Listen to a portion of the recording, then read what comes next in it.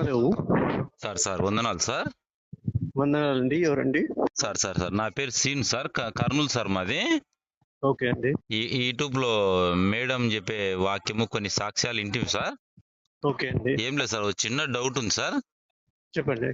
Sir దేవుడు అని 842 సార్లు ఉంది సార్. అది ఒక బైబిల్ యాప్ ద్వారా చెక్ చేస్తే ఓకే అండి. దేవుడు అంటే మనకు అర్థము, దాని నిర్వచనము, దేవుడు అంటే లక్షణాలు, అంటే బైబిల్ పరంగా దాన్ని ఇంకా ఏమంటారో ఆయన ఐడియా లేదు.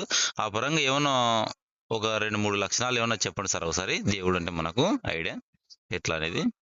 నాకు తెలియదండి. ఇప్పుడు ఇది వచ్చి జస్ట్ ప్రేయర్ హౌస్ అండి. సార్ మీ డౌట్స్ అవన్నీ ఏదైనా ఉంటే సార్ మీరు పాస్టర్ గారిని ఎవరైనా అడిగారంటే చెప్తారండి. సార్ ఇది ప్రేయర్ టవర్ అంటే మామూలు ఎవరికైనా ప్రాబ్లం ఉంటే మీరు ప్రేయర్ చేస్తుంటారు సార్. ప్రేయర్ రిక్వెస్ట్ తీసుకుంటారు, ప్రేయర్ టీమ్ వచ్చి ప్రేయర్ చేస్తారండి. సార్ అంటే రిక్వెస్ట్ కేవలం మీరు డీటెయిల్స్ అవన్నీ రాసుకుంటారు సార్ అయితే. అంతే అండి. రాసుకొని ఎవరు చేస్తారు సార్ ప్రేయర్? ప్రేయర్ టీమ్ అండి. ప్రేయర్ టీమ్ సపరేట్ మళ్ళా?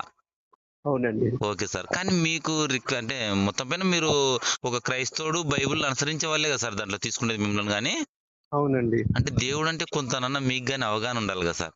ఒకవేళ మీకు పొరపాట్ల ఎవరన్నా అన్నిలు చేస్తే ఒక ఎఫెక్టే కదా సార్ మనకు. అంటే మీ అంత పెద్ద డౌట్లు ఎవరు అడగరు కదండి. మీలాంటి వాళ్ళకి పెద్ద పెద్ద ఎవరైనా బిషప్లు వాళ్ళే మీకు సమాధానం చెప్పగలుగుతారండి. మామూలు వాళ్ళు చెప్పలేరు కదండి. అంటే మనకు దేవుడు అంటే అర్థం తెలియకుండా ఉంటే ఒక ఎఫెక్ట్ వస్తుందేమో అన్నట్టు చెప్తలేదు అన్న అంతే. ఓకే సార్ సరే.